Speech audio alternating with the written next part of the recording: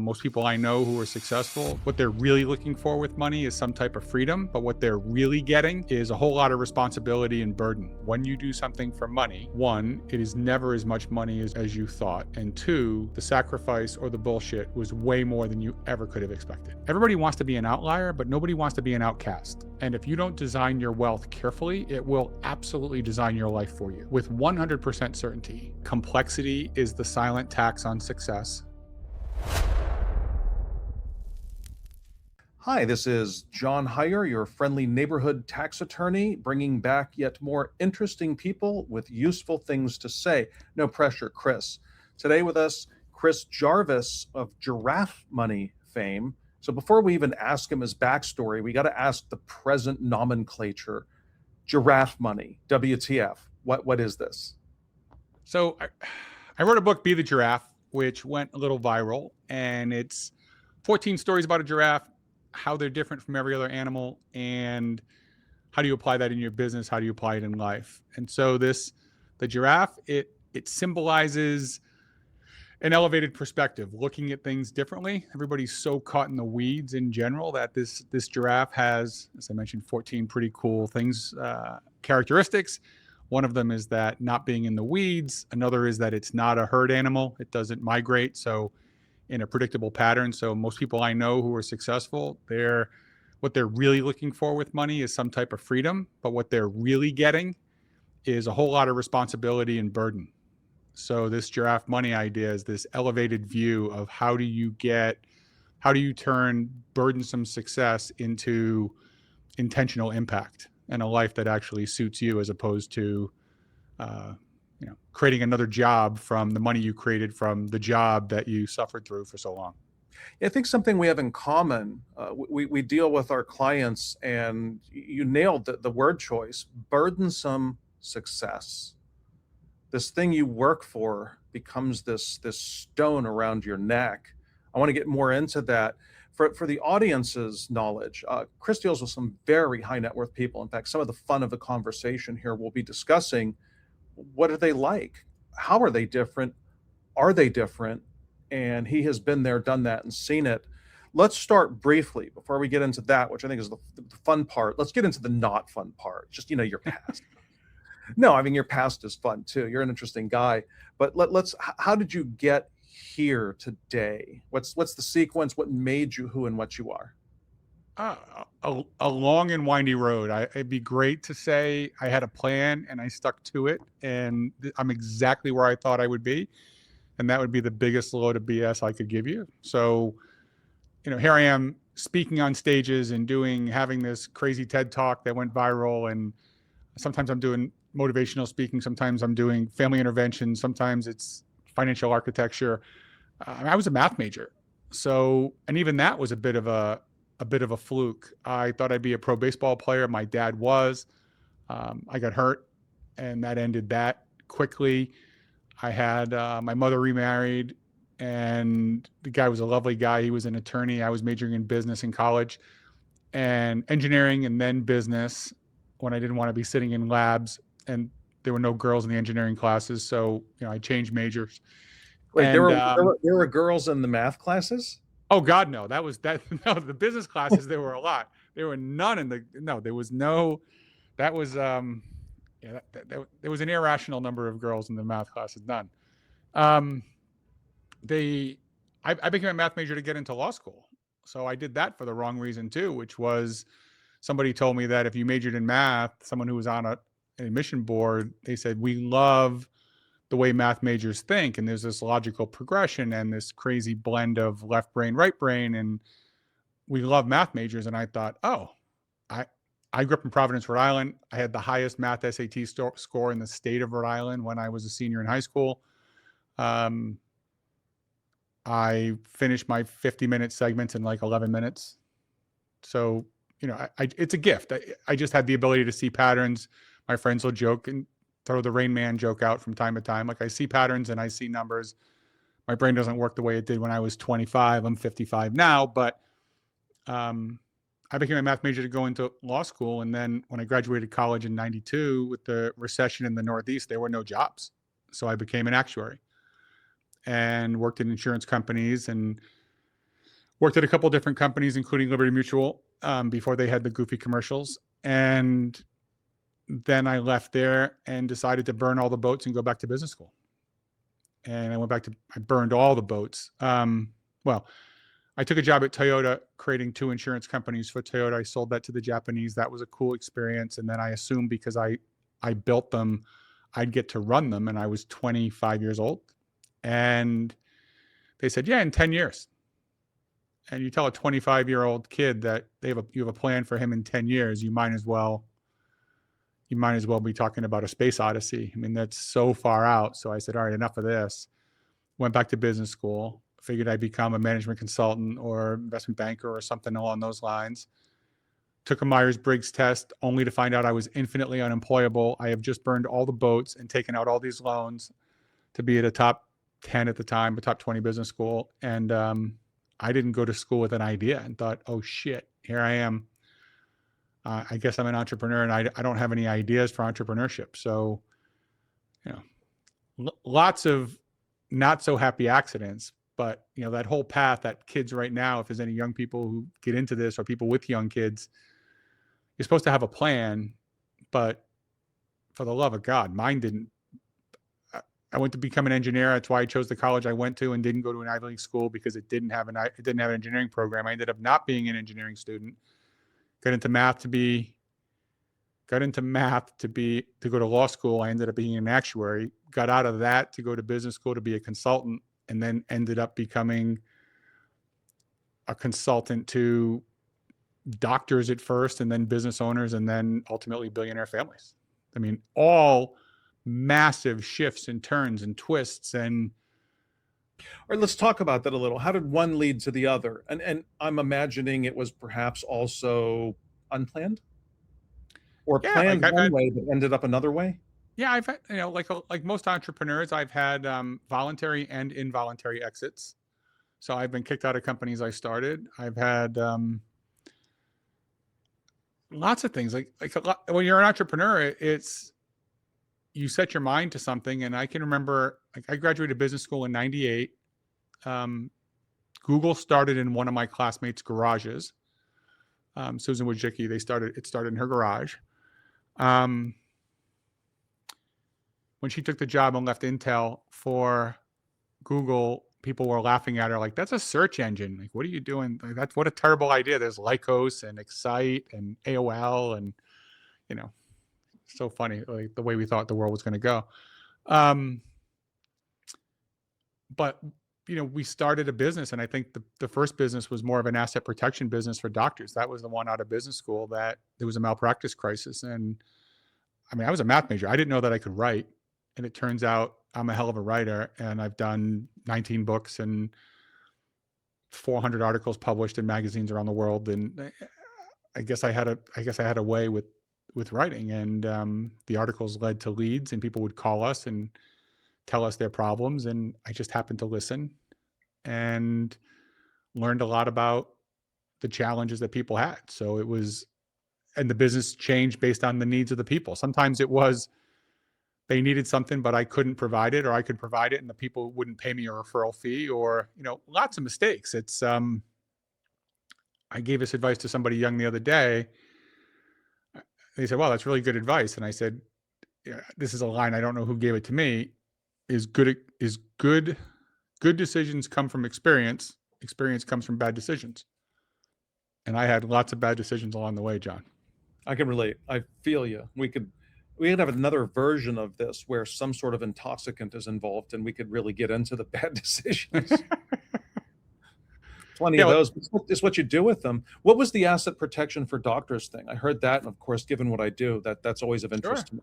Yeah, in the late '90s, there was a malpractice crisis around the country, and the story, a book I wrote called Wealth Protection: Build and Preserve Your Financial Fortress. I wrote it for John Wiley. I literally had one of the big publishers pay me in advance to write 2 books, actually. And that was basically the story of my writing partner at the time and business partner and me. Our parents had different experiences. So his dad had got into a real estate deal as a physician, and it went under.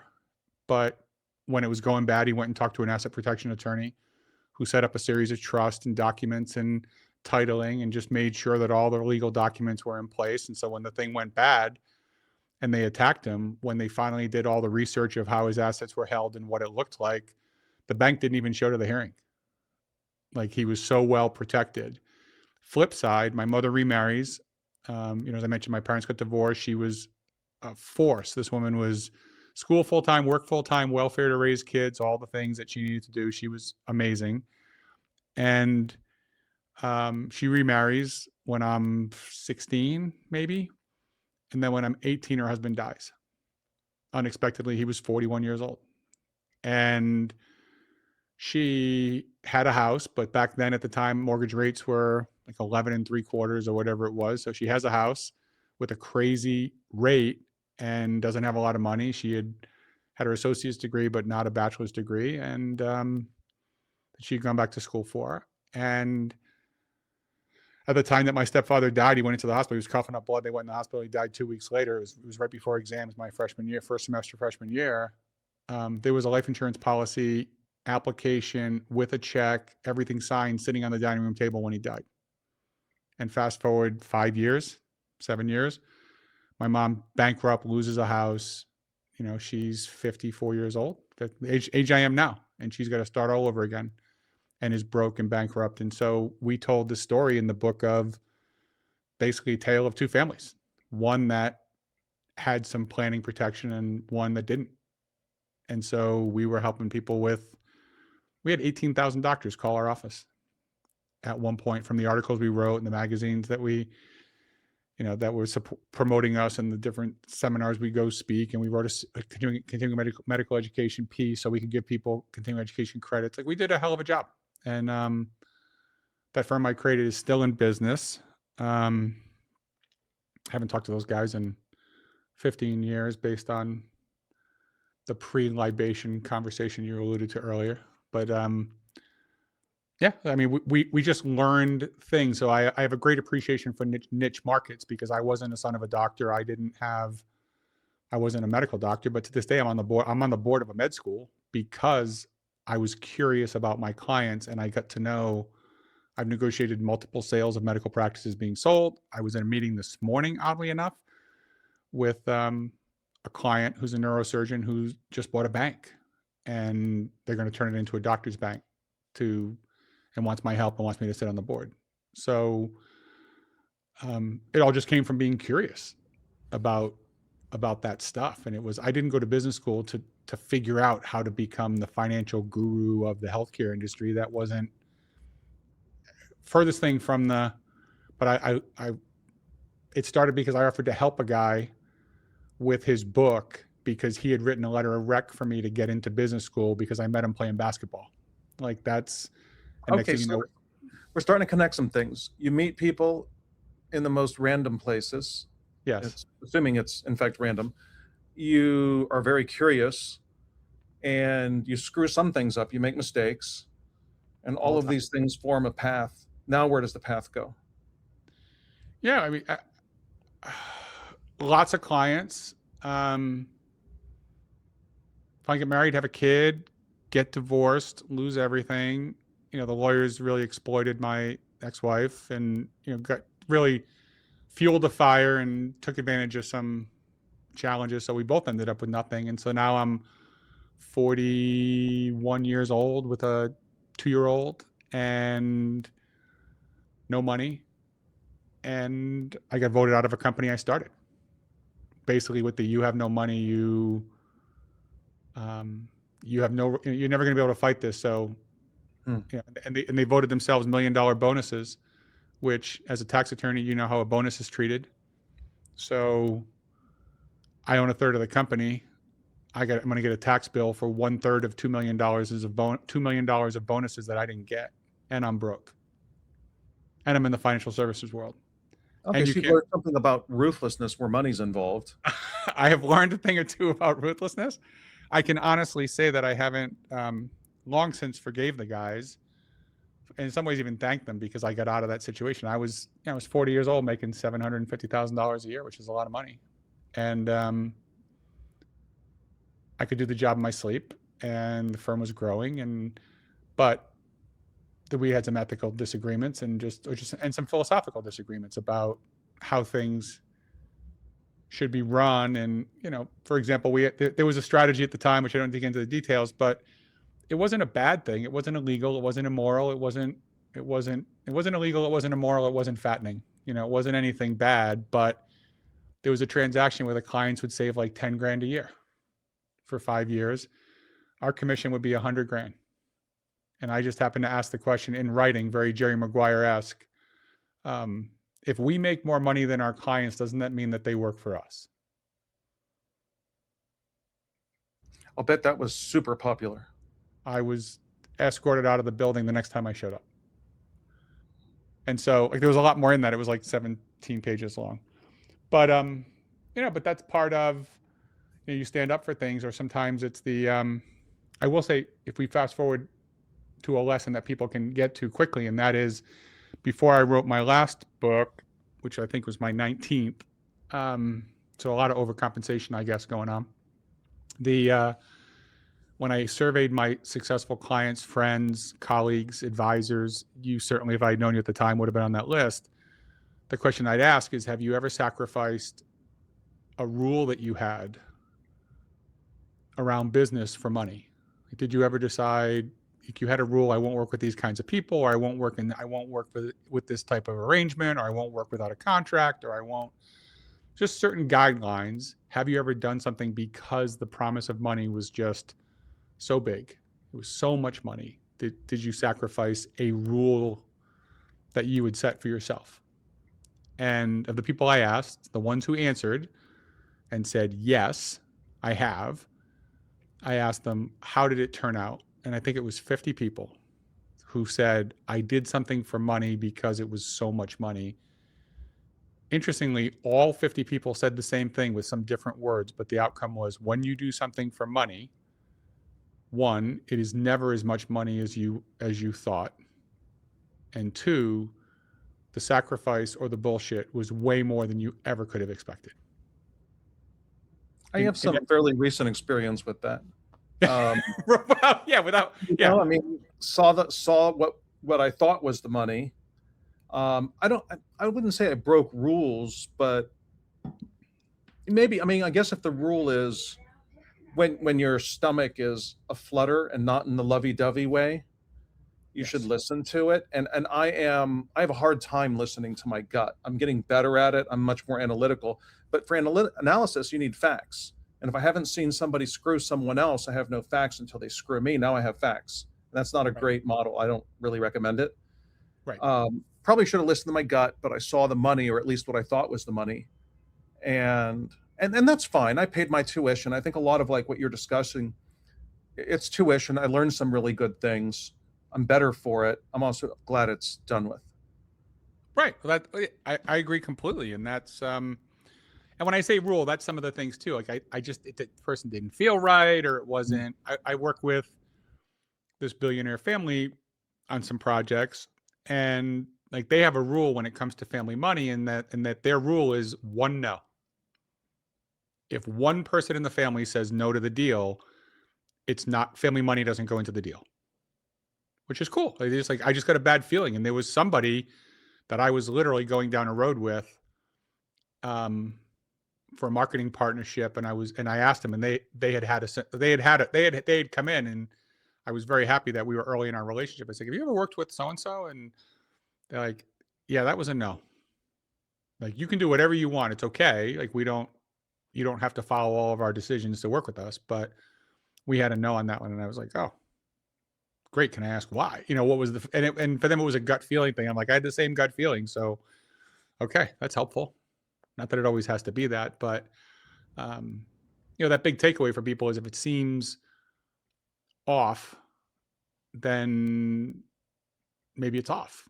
So, so for me, there were but that gave me an opportunity when I got kicked out. I was 41, 42 years old. I wasn't seeing my daughter as much as I wanted to. I just went through a terrible divorce. Now I got kicked out of a company that I've been running for 15 years. And my identity was tied up in the business. So I really did question, like, who am I? And did I lose it? And am I washed up? And is all of this stuff I thought about killing myself. I remember looking out the window. I'm sleeping on my ex-wife was living in a multi-million-dollar house in Austin on the Hill, and I'm sleeping on somebody's couch. And I remember looking out the window, and literally my thought was, I'm only going to hurt myself. I won't even pull this off, kind of a thing. And that was as much as it was. It wasn't a long-standing thing, but there was a lot of depression. I wasn't sleeping. It was a pill to do this, and a pill to sleep, and a pill to stay awake, and it's like, oh, this is terrible. Oh, so Um, over said libations, it's funny you mentioned that age, because at the same age, it was purely an economic splat. It was a thorough economic splat. A lot of my listeners know the story. The short version is, had a very serious IRS audit, one where they have a guy who can refer you to justice for further unpleasantness. I did a lot of first-time home buyer tax credits, and what I did was, it was pretty innovative. We got landlords to sell to people on land contract, and there's case law that says if you sell on land contract in a certain way, it has to have 8 elements in it. That's a bona fide sale, and they qualify for the credit. And then we made sure the landlord got the credit as not a down payment, but a principal pay down on the owner financing. And I was so small minded. Even the IRS laughed. I charged $250 a return to get people $8,000 checks. It was creative as hell. We got audited. I came through with flying colors. It was a very brief audit. I heard they sent it to national office said, leave this one alone, because I included with every return, it was a 2-page amended return, but I would file a 50-page case that talked about how a land contract is actual change of ownership. And so that even an IRS examiner would understand it, I highlighted in 8 different colors the 8 tests, and then I included the land contract and put in there, here are the 8 tests being met. And so they decided they did, never mind. The reason that happened, one of my clients did bad things, and everyone associated with the client, which we had no idea. I mean, sure. they were We all have that. Sure. they were forging signatures on someone else's tax returns. And so everybody involved got an investigation. That was mine. So I win, but I lose, because what happened? My staff at the time blamed it on me and walked out, even though we won. They're like, well, we shouldn't have gone through it, and if you weren't so aggressive. And I'm like, what do you mean aggressive? They let it go. We win. No. This is so they're walking out. Cost me 65% of that business, and I was in a funk. Thank God. Little different situation. Still married to the same lady, 32 years, and man, did she shine. I get weepy eyed about it. I mean, I was on my knees, and she held her shield over my head like Athena and reached down a hand. It was really, all marriages have their issues. I'll tell you what, that one made up for an awful lot of complaints I might have had. But it's funny, the age, the timing, and it took me a while. To this day, I would say my willingness to hire has been deeply, deeply influenced by that experience. Well, how could it not? And I think the big takeaway for anybody who's listening, watching, is all the things that we've built, we've done after 41. And so, like, major setbacks. And so this whole idea that, oh, I'm too old to try something new or to do something new, like, I can remember being 50 and on a stage for something, and this conversation came up. Like, someone asked about I think it was like $1 million advisor boot camp. Somebody paid me to do a 2-day thing and show attorneys, accountants, financial planners things about growing their practice. And we got to that place, and this story came up. People said, how long ago was that? I was like, I don't know, 9 years ago. Like, you've done all this in that 9 years. Like, I was like, wow, got a lot of experience before that. And so, sometimes you need a little disruption for the lesson to sink. But yeah, that's part of when you're down. You have to look at the challenge with most people is they're on autopilot, and they, the Get Your Head Out of the Weeds is chapter 1 of the Be the Giraffe book, which is most grazing animals literally have their head in the weeds, and when they lift it up, all they can see is the ass in front of them, literally, and they have no idea what's coming. They're just moving along, and when the herd moves, you move, and the herd moves, you move, and days become weeks and months and years and decades that people see their lives just slip away. And the giraffe, which eats from trees, is surveying the land, and it really has a better view of what's happening. And that's the first step to, if we're going to mix metaphors, it's the red pill, blue pill from the Matrix. And like, do you want to know the truth? And when you have a disruption, whether it's your staff leaving or your partner's kicking you out of a business, which when your partners kick you out, that's we don't see any value in keeping you here. And we don't think that you're going to add any value to this thing going forward. So we just want to see you be out. So I learned this lesson: anytime somebody gets divorced or gets fired or loses some, whatever that is, my response is always congratulations. Always. That if someone decides that there's no situation that they can possibly see a path forward where you're going to contribute positively to them or to their business, then dude, congratulations. Because they don't see anything in you, like nothing that makes this worth the effort.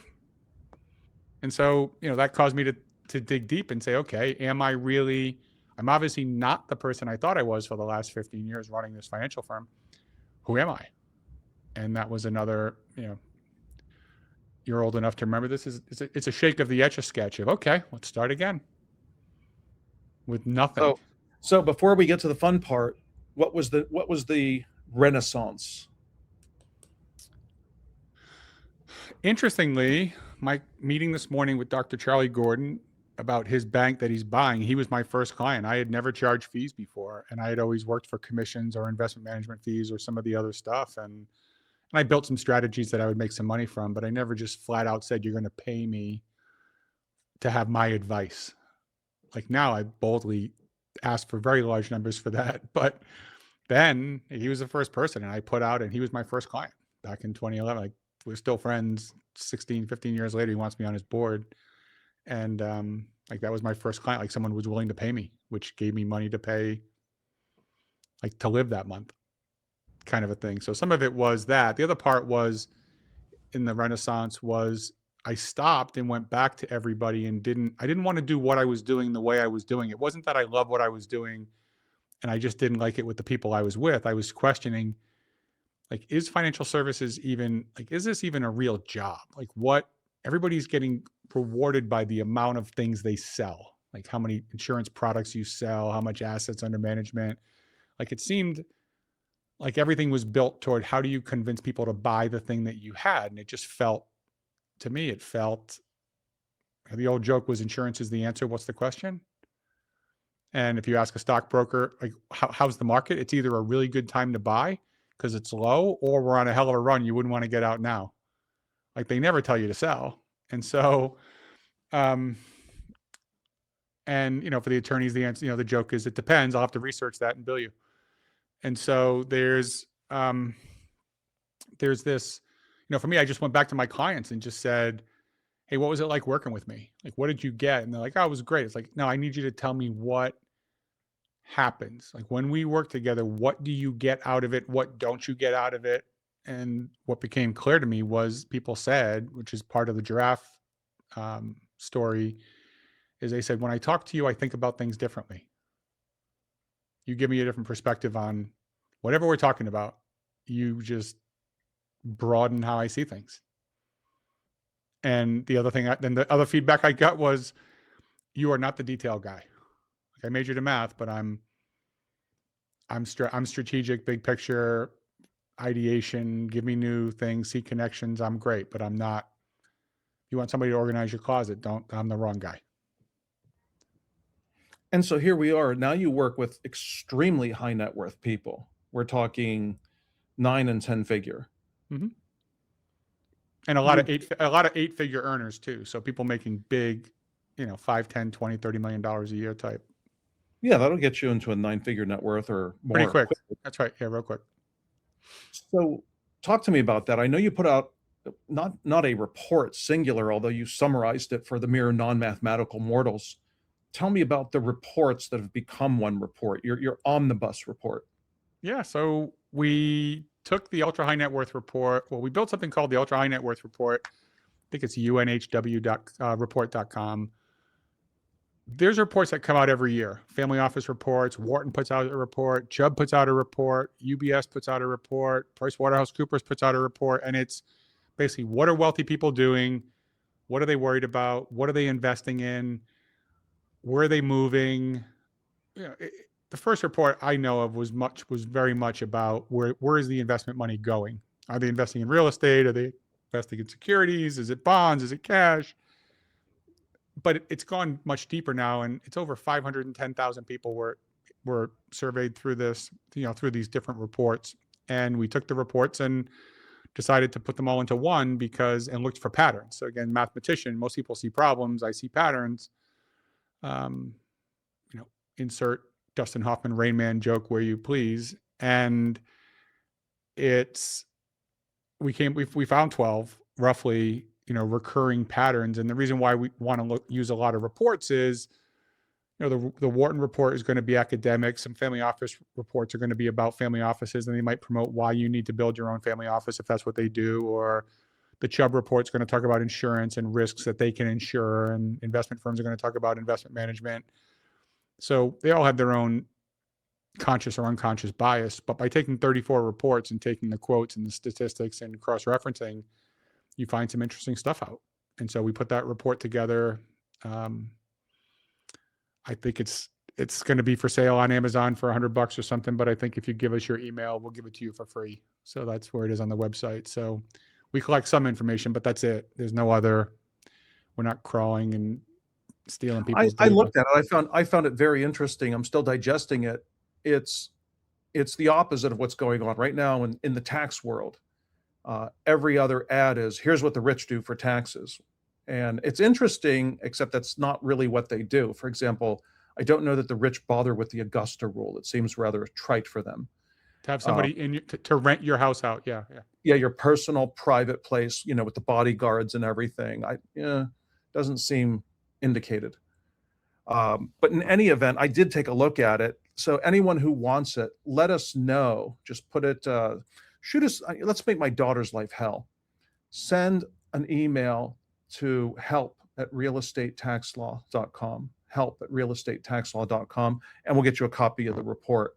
But tell us more. Tease us, titillate, make people want to read it. Yeah. So if you think about the book, when the book, The Millionaire Next Door came out, it was read by people who wanted to be millionaires, but it was also read by people who wanted to sell to millionaires because they wanted to know how they did, who they were, so you could better understand your client avatar. And I think there's three things probably going on with this ultra high net worth report. It is valuable to people who are or who are on the verge of becoming ultra high net worth.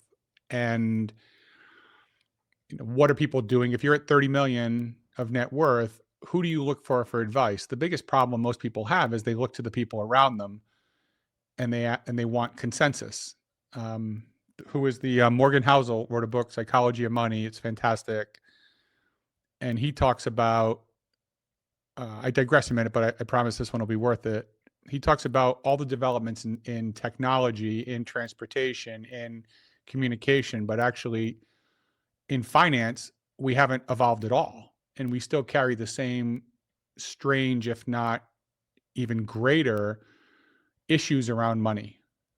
Like we just have issues. We have guilt around money. We have issues with how our parents thought about money. Like we don't think very positively about money, and make a lot of mistakes over and over and over again, and really haven't evolved through those.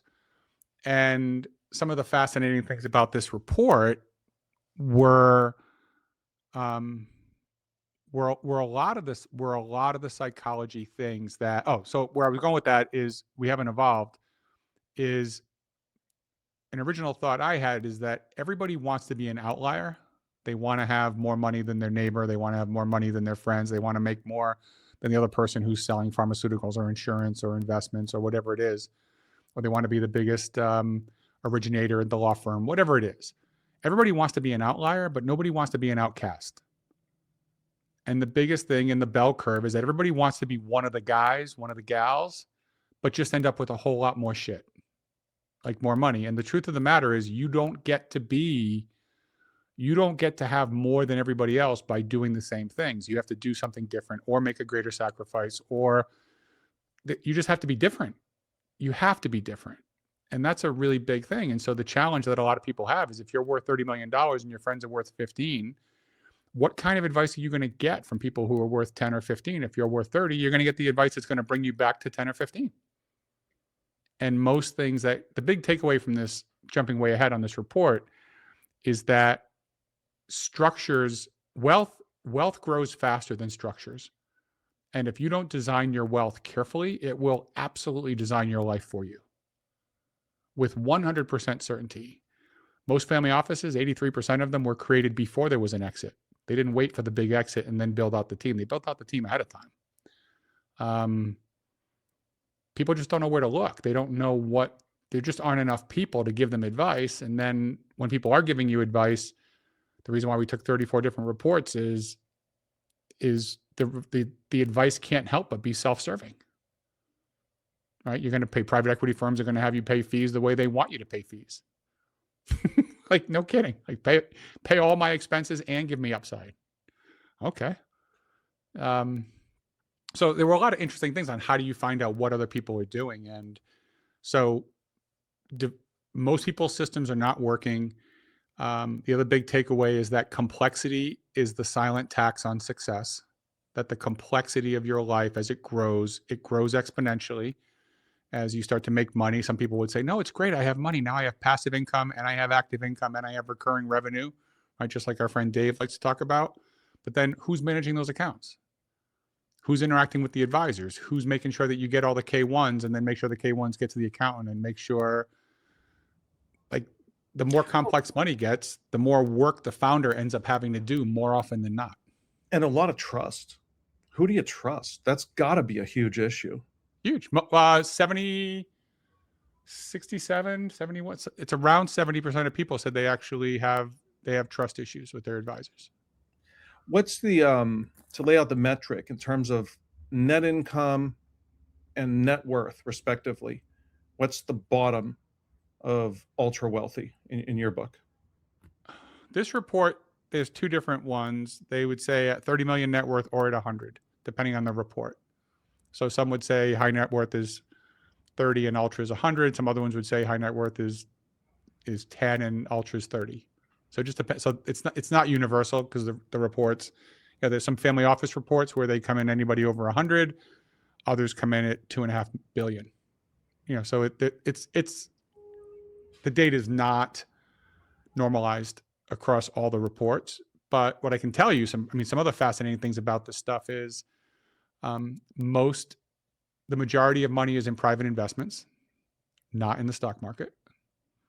I read an interesting quote, 73%, and now this is families worth more than 30 million, 73% of people under the age of 45 believe there is no wealth to be created in the stock market.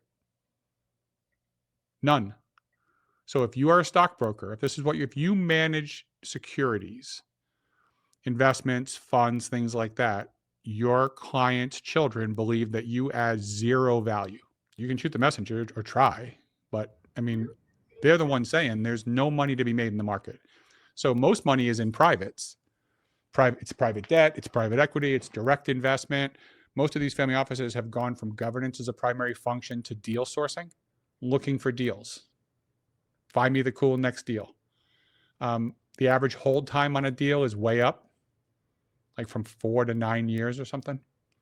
So people are they're investing in privates, they're holding the money longer, and the exits are bigger, but fewer companies are going public because they just sell to other privates because it's less troublesome. So, when you and I were coming up, that was the big thing. We went public and made all our money. Now you don't need to, you just need somebody to buy you for more, a different private equity firm.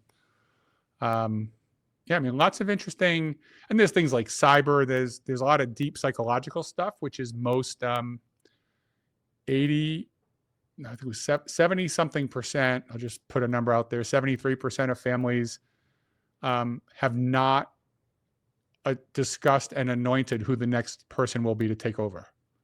So the matriarch or patriarch who built the money is still alive, and the family doesn't know who's going to be running the show when that person's gone. And they better not get hit by a bus tomorrow. That will be a disaster because they just haven't been through the plan. And this is like, think about this, John. If you and I are up for the job at wherever, let's say it's executive partner at Skadden Arps, or it's for managing partner, or it's for the CEO of the bank, and pick the company. You and I are up for the job to be CEO at Citibank, and we're close in age. If you get it, I quit. Right? If I get it, you quit, because we're a similar age, similar experience. we're threats to each other in the place because we could be the person they could quickly move to. So the person who doesn't get the CEO job will go work at another, like, okay, I didn't get the job at Citibank, so I'm going to go run some smaller boutique bank and try to compete, or I'll do something a little differently, or I'll go work at Chase, or I'll find some other job. You're at a car company. You didn't run Honda. Maybe you'll run Toyota. Maybe Elon would hire you to come and do something with Tesla, whatever it is.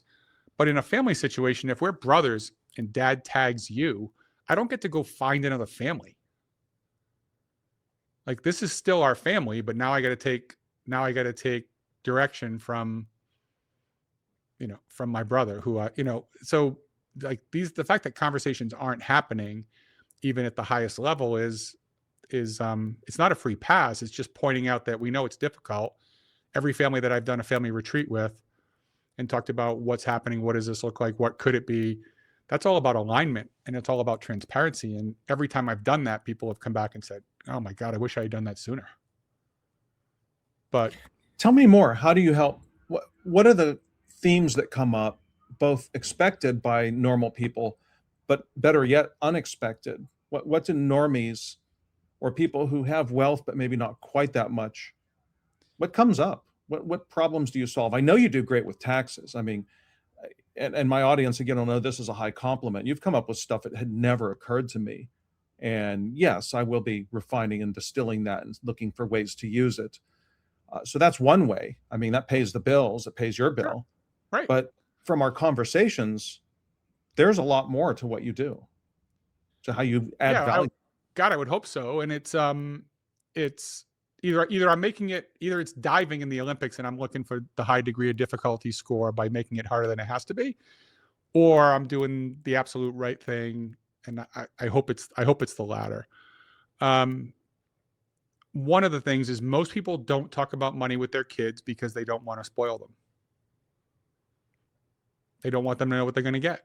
I'm afraid the kids will know they're getting an inheritance, and maybe they won't work hard in school, or they won't give a shit about their job, or maybe they'll tell people and people will treat them differently, or whatever the thing is. There's fear in that. And I get the uncertainty of, especially if you made money and you're like, in my situation, I made more money than my parents, by a lot. But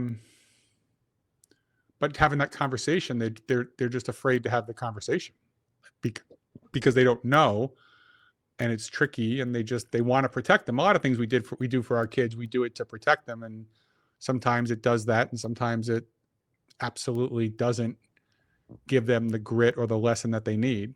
Well, the worthless trust fund baby is proverbial, right? That this child feels no pain in their life. Pain is a feedback mechanism that teaches.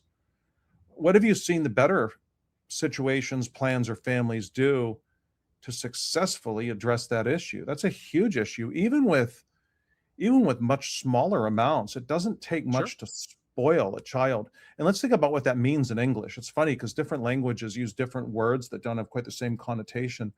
But to spoil, like, that's meat in the sun. Once the meat is spoiled, it is worthless. It is rancid. It is bad. It's bad for you and unpleasant, and it is a permanent condition.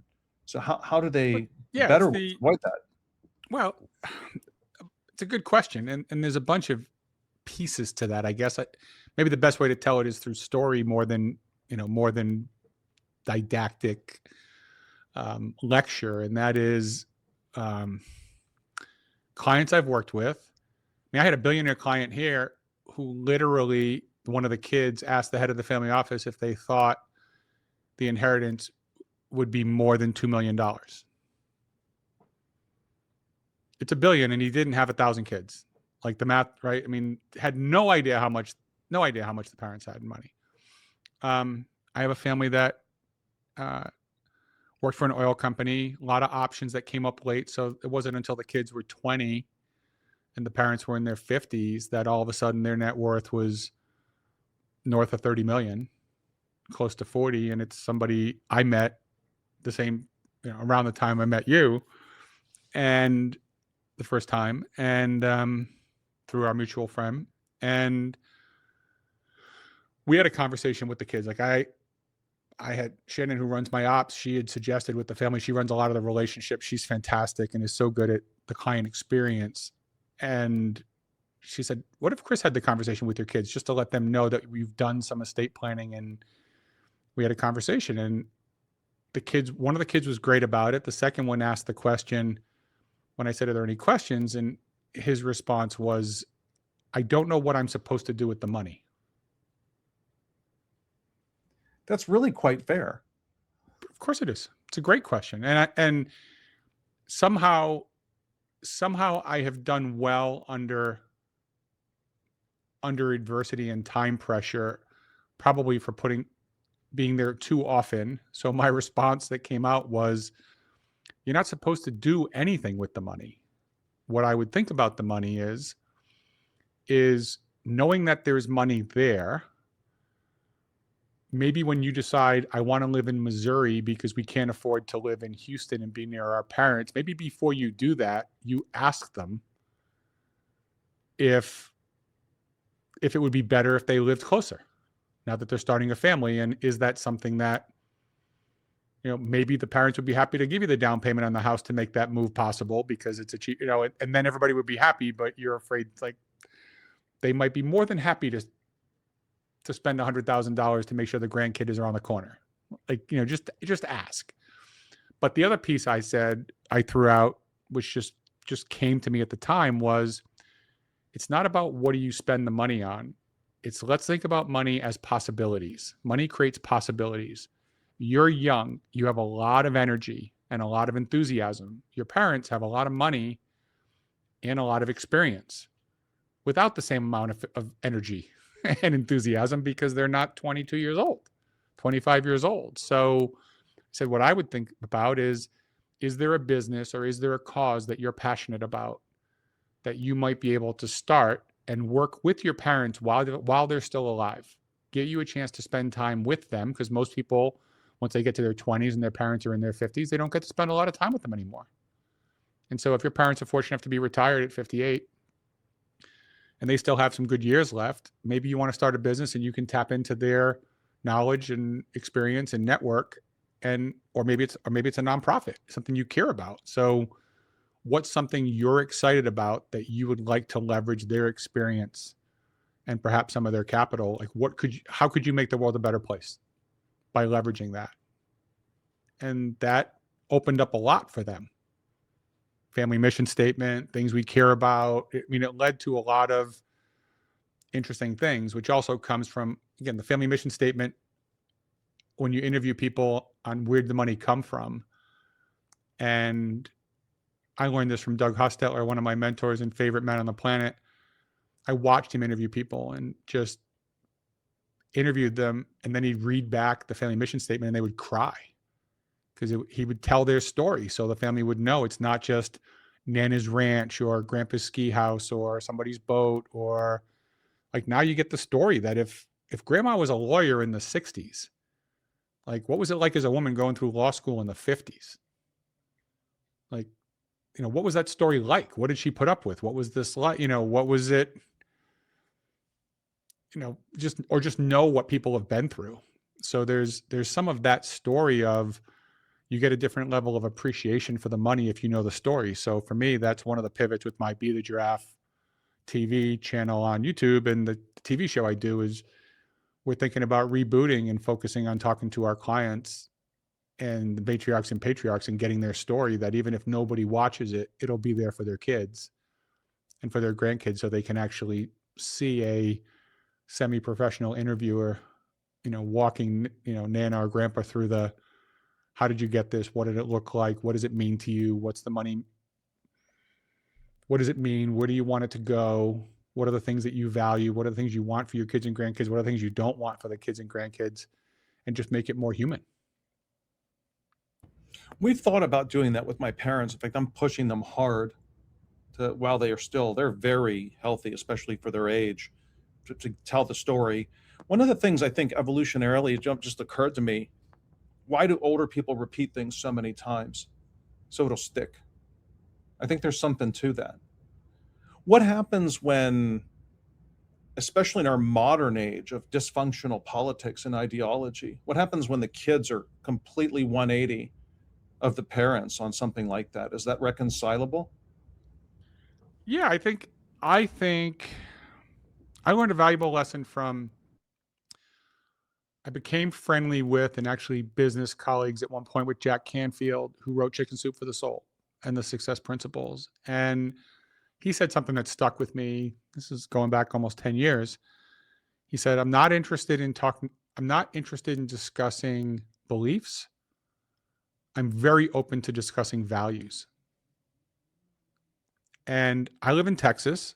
I look like I work the door for a white supremacist club or biker gang more than I look like a math major.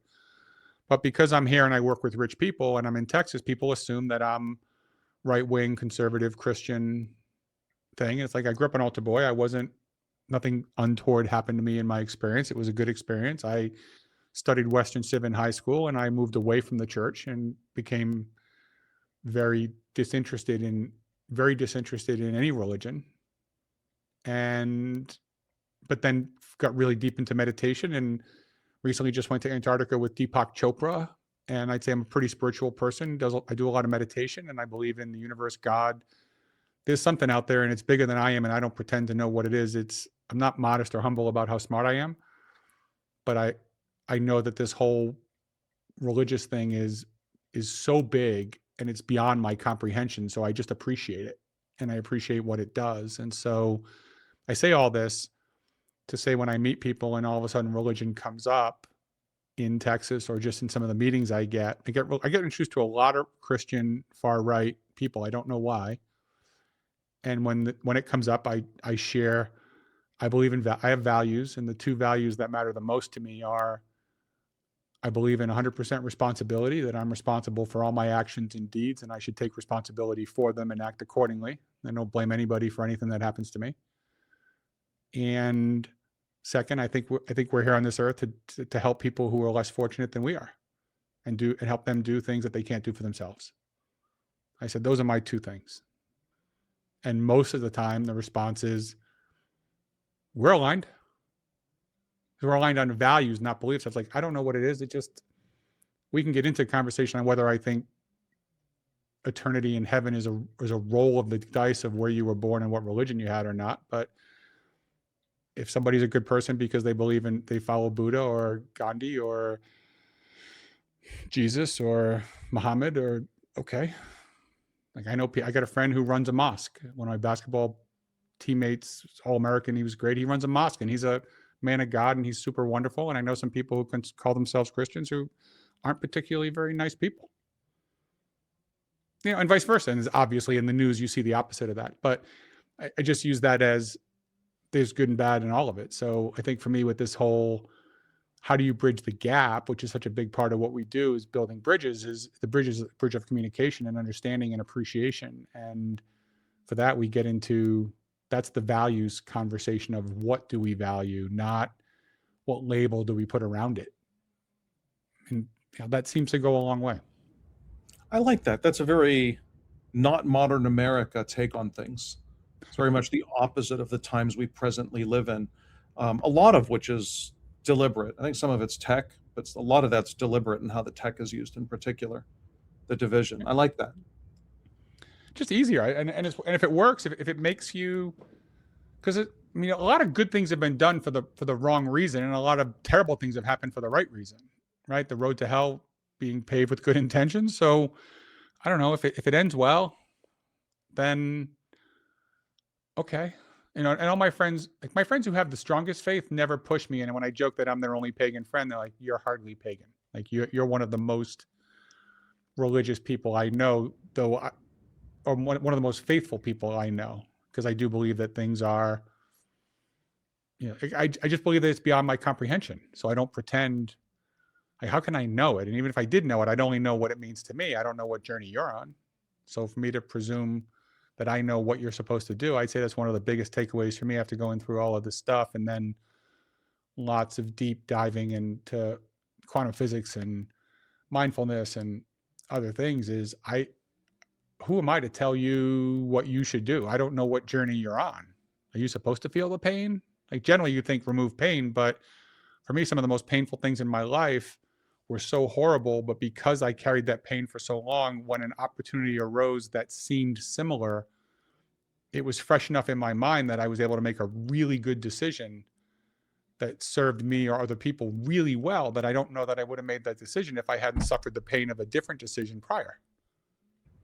Yeah, pain teaches. Once again, I used to tell my boy, I got 3 kids, and he was the one that worried me the most. And I would tell him, I wish you much pain and no harm. And it took him a little while to get that. He gets it now, and throws it back at me in certain cases. They do that. They do that once. I mean, but that's a fair point. And here I thought we were going to talk tax savings and financial moves, and how do you advise them? But it sounds like a lot of the advising is connecting, being curious, learning, and about everything, what's going on there. And part of that is so very human, that connection or lack thereof. And how do you bridge that? Because once there's that connection, then other things might perhaps occur. Alignment is our biggest alignment, which comes from curiosity. I created something called the Wild Factor. It's it's in the Be the Giraffe book, but we can put it in the show notes, and we'll get people a code to make it free. It's usually $20, but the Wild Factor is a 4 or 5 minute quiz. It measures finances, health, career, relationships, and fun. And when you get your score, you find out if you're an eagle, elephant, monkey, dolphin, penguin. And when I did this for Microsoft, they wanted me to travel the world for DEI, because they said you create curiosity into differences without bringing up difficult topics. We're not talking about color of skin. We're not talking about sexual orientation. We're not talking about definition of gender. We're not talking about race, religion. We're just, you're an eagle and I'm a penguin. They're both birds. They're completely different. Okay, how do you look at things versus how do I look at things? And so I created that because it creates a really interesting curiosity and dynamic in a group setting. And I've done it for Closets by Design and Microsoft and a bunch of other companies. But for you, it also helps you figure out what's that dominant voice in your head that's driving or chirping in on every decision, which is definitely biasing your decision making. And what won't you do for yourself? When push comes to shove, where do you sacrifice in your life the most? And this is how I did this, was to create curiosity. I wanted something that was behavioral, not something that was personality based, because every personality test would say you don't change, you are who you are.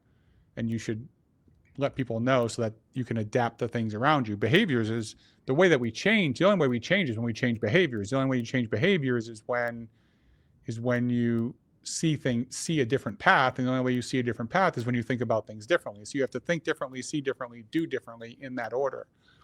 And so that's part of this behavioral, this wow factor of getting people to, where are you and what's there? And then once you go deep on yourself, it's easier to get curious on other people and what drives them and what are they getting, what are they not getting. There's a phrase that stuck out to me. Let's say more on what won't you do for yourself. What does that mean? So in this quiz, for example, let's say that your lowest score is monkey, which means your fun is the thing that you sacrifice the most. You put it last. If that's the case, monkeys are fun. Monkeys, right? So if that's your lowest score, if the lowest points you get total is in the fun category, then your monkey would be your least, would be the thing that you're sacrificing, which means you're on the monkey's back instead of it being on your back. That's right. That's right. And it's so, but if that were your score and you worked for me, this is really interesting. If that's the case, I would send this to you. You remember when you were a kid, there were these a little wind-up monkey? Oh, yeah. Symbol? Yeah. So I have a bunch of these. This is a big one. And I will, if you're a client of mine and the monkey is your low score, I will send you one of those and you will put that shitty little plastic monkey on your desk. And every time I call you, I will ask, John, what have you done fun since the last time we spoke? And when we get off the phone, the last thing I'm going to ask you is, what are you going to do fun before the next time we speak? And that little thing as a gift, this little probably $20 with shipping on Amazon, is more personal than the $200 bottle of wine or the $200 bottle of scotch or whiskey, or if you already collect whiskey. If I send you whiskey, that's an easy gift, but you already do that for yourself. sending you tickets to a play or whatever. No, that makes sense, because I was just talking to the kids about this the other day. This awful gift giving habit of gift cards. How less personal could it possibly be? I mean, the idea of a gift is, I see you. I took Yes. the time to get to know you. I see you. And it took me time, a piece of my life, the most valuable thing I have, to actually find something that is truly for you. And that's what that monkey is. And Yes. so it was time, instead of, because like you said, it's $20 on Amazon, but it's what it does and the knowledge of the person behind it. That's, for me, that's gift giving. Yeah. Like I give gifts like that. I've given multiple people who work with me, I will give them a really nice coffee machine. Like a Jura, like a couple $1,000. And then they'll come back to me and say, I think about you every morning. I said, yeah, I do.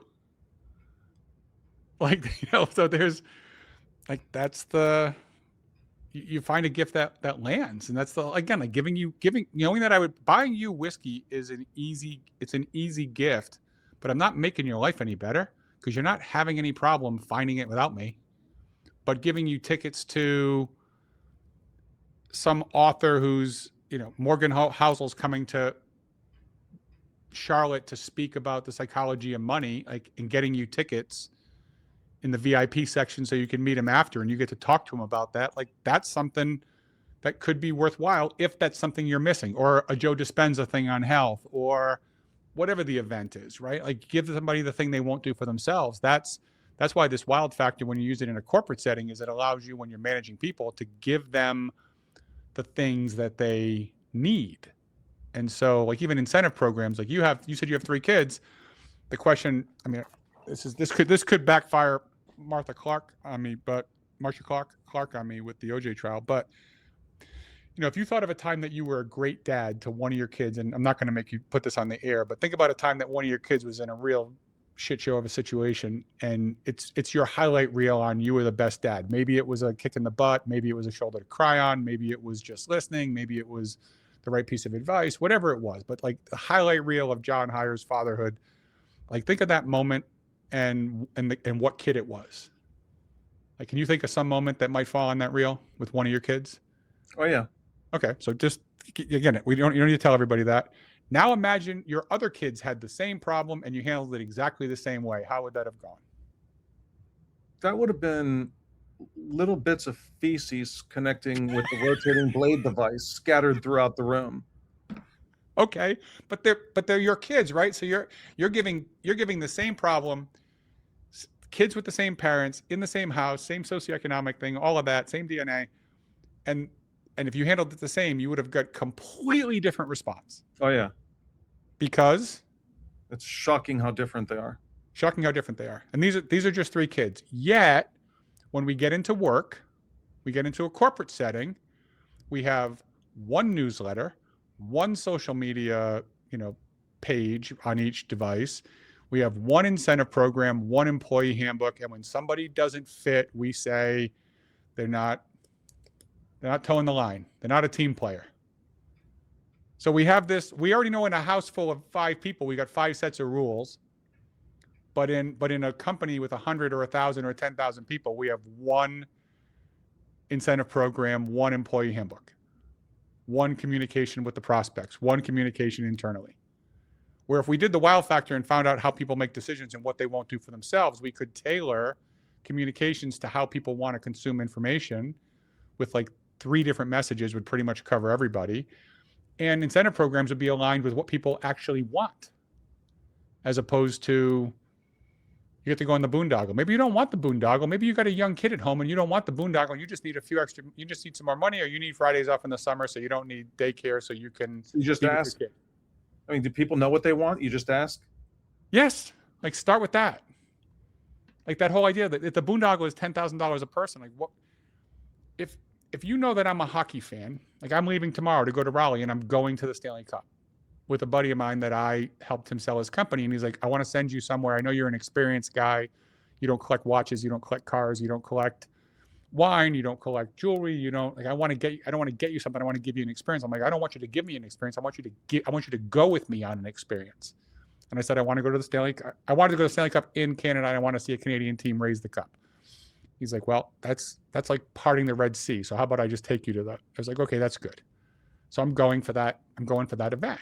And so this whole conversation of just asking people what they want, if you know that somebody wants whatever it is, they collect whatever the thing is, or they want to go to the Olympics, or they have an event, you can just talk to them. Hey, who do you think is going to be in this year? It gives you something to talk about to connect with the people leading up to it. We've come full circle because you started with curiosity. You've incorporated curiosity. You're back to curiosity. Ask, be curious, care, right? Give a shit, ask, and then act. And even if you hit it, I mean, now that I think about it, because there's always the perfectionists who fear any sort of failure or imperfection, but it's not failure. Let's say you don't quite nail it, but somebody knows, right? That's where they come with the thought. It's the thought that counts, and people will know. And maybe next time you'll hit it closer, because that's the experimentation. A lot of times you don't get something right. You watch the process, you iterate, you get closer and closer, and they'll notice that.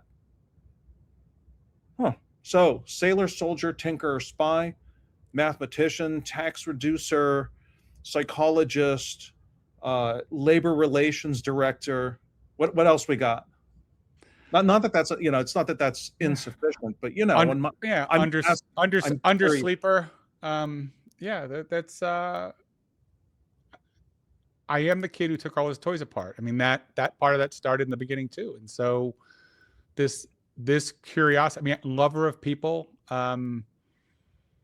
I'm a seeker. I mean, and that's like, how do these things work? What does it look like? It's a lot. And I'd say for anybody who's in the finance space or in services at all, understanding your client and asking questions is such.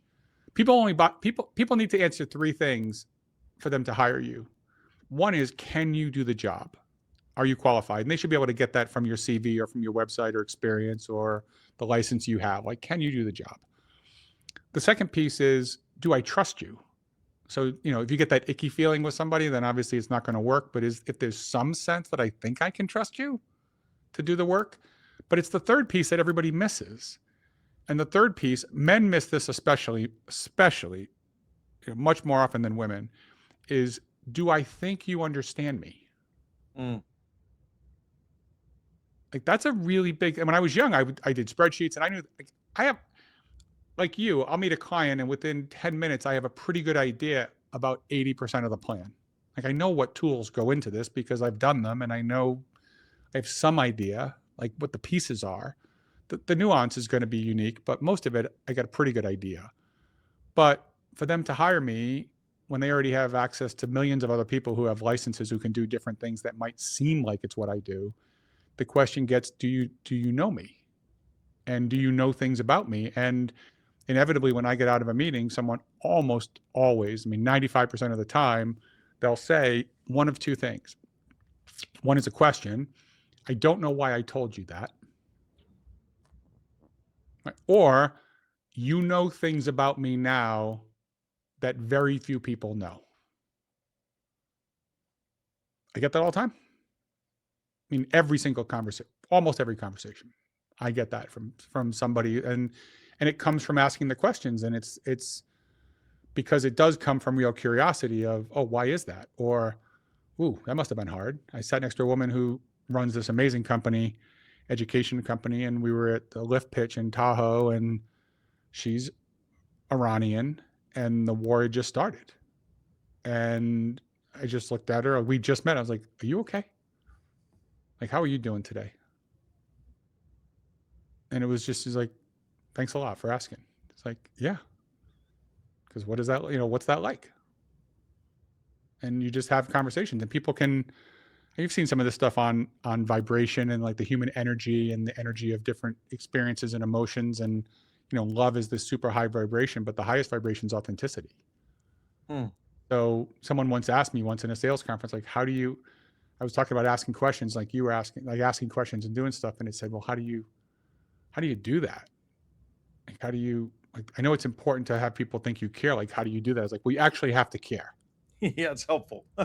Like you Really can't, helpful. yeah, you just like, if you don't care, if this is just a job, then it will just be a job. But if it's, so part of this is in a world where most people can't, again, for all the service professionals who listen to this, if they're still on, the we're selling commodity stuff. Even if it's not a commodity, the people who know how to tell the difference between the quality of the legal work, the accounting work, the financial work, the investments, the only people who can actually decipher the difference in the quality are the people who do that kind of work. So to the clients, everything is a commodity, right? How different is your document from the document somebody else drafts? Like, the person who can tell is the person who does it. Sometimes it's certainly not the customer. And so all of this is going to come back to the feeling of, do I feel like we all spend so much time on our designations and our abilities, but I don't think we spend enough time on the curiosity piece and getting to know the people in what matters to them. It reminds me, Nassim Taleb, when he wrote the book, what was the last one, Skin in the Game. He despises academics who give awful advice that gets people killed and suffer no consequence themselves. They have no skin in the game. Then you've got your normal entrepreneur who has a very great deal of skin in the game. All of it. And then he got into what you just made me think of, soul in the game. Reminds me of the doctors. I mean, the health system here in Puerto Rico has its issues. One thing I do like is it's not a lot of the doctors are not industrial, which makes them more money, right? You get the nurse in there, you get the assistant, the doctor peeks his head in for 3.5 minutes, higher volume, makes his money. That a lot of them here are still very Latin, and they'll sit and talk to you and they'll ask questions and they'll remember. And there's soul in the game. Maybe not as much money, but higher satisfaction. One of the things I like about, I get, for me, both worlds, and I think you do too, in a similar way. I have fairly few clients, and so it does provide time for curiosity and truly getting to know people. And when I have to scratch the other itch of reaching a lot of people, for me, that's the educational platform, the webinars, that sort of thing. So it's just making me think about that a little bit more. But so who comes to you? Who comes to you? Who should we send to you in this context? When should we think of you and send someone your way that we might help, that will be better off for having met you? I think somebody whose time is worth more than their money, who would buy time if they could. Their life is misaligned, whatever that looks like. Whether it's money, business, and life, it could be their alignment of their relational capital, their financial capital, their human capital. Their somebody who's just should be happy and isn't, like, has a lot going on, but it's just too much. Someone who doesn't have the time to work with me is the person who probably should work with me. Got it. Like that is part of this. And someone who asked the question, if anybody ever asked the question, like, what is all of this for? Like, why are you doing this? I don't know. Well, let's have that conversation, because that's the alignment piece that's so important. And again, you pointed out I'm a mathematician. Yes, I do tax work. I usually can save people 30 to 40% of their income tax. I can save them 90% of their estate tax. That's how I'm able to work in these spaces. Like, this isn't just a feel-good movie. I'm not go put the Lifetime channel on, or the Hallmark channel for that. Like, I want them to feel good, but I make it pay for itself. So that's kind of the fun part of, it'll be a massive investment, but it won't cost you anything other than your time. But ideally, you're investing the time to get more time later. So, most of my clients are making 5 million or worth 50. A lot of them are making more than 10 or worth 100, or on their way to it.